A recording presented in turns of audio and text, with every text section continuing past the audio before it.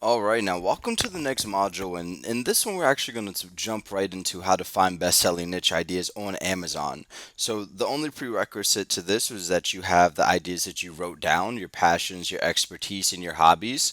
But before I show you in real time exactly how we type those into Amazon and find out if they're profitable, I'm just going to run you through a quick scenario and take for example that we chose the health, fitness, and dieting niche. Now, what you see on the screen right there is actually what we call a category, and in this case, we're going to call it a parent category. Now, this one right here, diets and weight loss, that's a subcategory, and I'm going to tie the two together right now. So, health, fitness, and dieting is your parent category, and under that is diets and weight loss.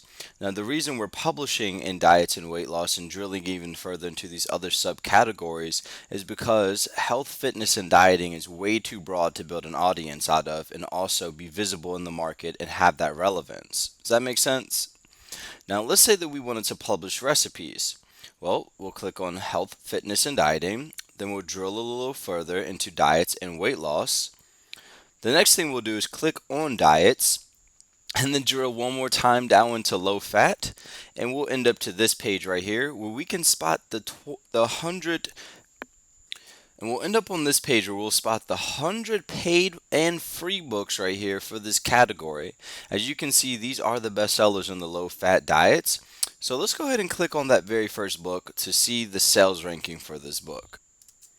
Now, the reason we want to pay attention to that sales ranking is because it's the only indicator for us as people wanting to publish in these genres to tell us whether this niche is profitable or not. Now, as you can see there, this book is ranked 1,808 and it's ranked number 1, 4, and 5 for its categories. Now, let's go ahead and break that down a little bit. Now, rules of thumb for determining best-selling books inside of the Kindle store. The very first book in the genre should be 1,000 in sales rank or lower on average, but 2,000 is acceptable. Now, the reason I say that is because just because the genre has maybe 500 or an extra 1,000 in sales rank on top of it doesn't mean it's a throwaway genre. Now, the same applies for the 100th book inside of the store. The sales rank should be 50,000 in sales rank or below on average, or 70,000 is acceptable. Same thing applies there. So the reason that we choose the first book and the 100th book inside of these categories is going to be a great indicator for whether this genre is selling or not. And if the whole genre is selling, that means we can publish just about any book on that topic inside of there, rank for those keywords, and do really well inside of Amazon and become a bestseller in that category. Now, the focus of this is always evergreen content. When you are looking for books and finding if your idea is profitable, you do want to be thinking continuity. Now, if you're writing about self help, goal setting probably plays a role in that, as well as motivation and inspiration. And you could tie this into weight loss as well. You know, you have goals to get great abs, or goals to get great arms, or calves, or whatever your goals may be. But whatever you do, make sure that you serialize your content and that it's not limited at all. An example of your content being limited would be if you write how to tie your shoes. Very limited content because there's only so many ways you can learn to tie your shoes before you get bored of it, and nobody's going to purchase a book on that. Now, placing the importance on serializing your content, as I have there as some examples: weight loss, recipes, goal setting, ab workouts, leg workouts, weight workouts, all of those tie into one another. So if I purchase one of your books on weight loss, more than likely I'm going to want the nutritional side of things and want something to put into my body. So I'm going to purchase those recipes.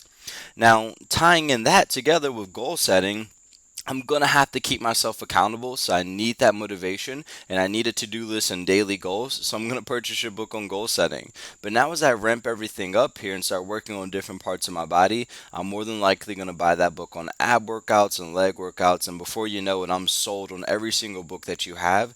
And that's the kind of reader that you want on your email list. And that's why I'm pressing so much emphasis on building a list, because you can market repeatedly to these people over and over and over again where they're going to purchase your books. Now, aside from the sales ranking, there's other things that you want to take into consideration when you are finding your best-selling niche on Amazon. Take this page for example. We clicked on one of these books and it brings up this page right here, which is what we'll call our book page. Now, the first thing we want to look at is that book cover there. And we actually want to look at every single book cover inside of the low fat category or whatever your designated category may be, so we can model after it. We don't want to create a cover that looks exactly like that right there, but we do want to appeal to the audience that's already trained to buy books that look like this as well. Another thing that you want to pay attention to is that Kindle price. This is a good indicator, along with every other book inside of the genre as well, whether or not you need to be publishing your book at this price or another price. If the books are predominantly $2.99, then you bet your butt you're going to want to publish them at $2.99. Now, one of the best parts I like about Amazon is actually this section here, which is the reviews. And we're going to go look at that in here in a minute. But how many people reviewed this book and how many people are interested in it?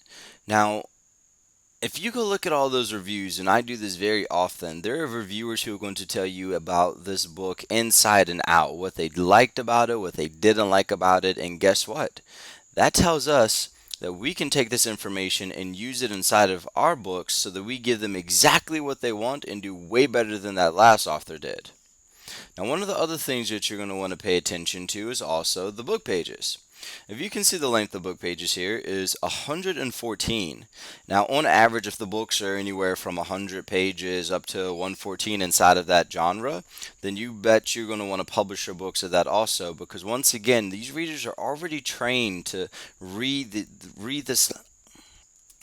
Then you bet your butt you're going to want to publish that many pages, because these readers are already trained to read at this right here. They're already trained to buy at that price point. Now, one of the last things to pay attention to, but very important as it pertains to your keyword research and also the visibility of your book. Now, one of the other things that you want to pay attention to is the title here.